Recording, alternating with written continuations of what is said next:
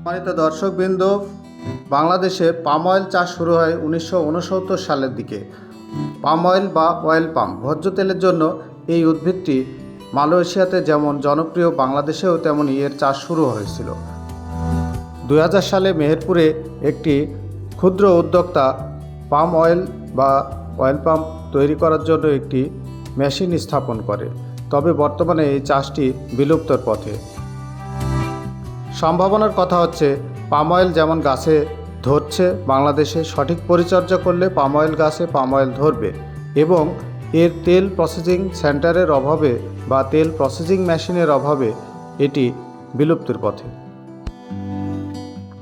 বাংলাদেশে যেমন palm oil চাষের সম্ভাবনা রয়েছে, সঠিক পরিচর্যা পদ্ধতির মাধ্যমে গাছ রোপণ এবং চারা লাগালে পারে গাছে পাম ধরবে।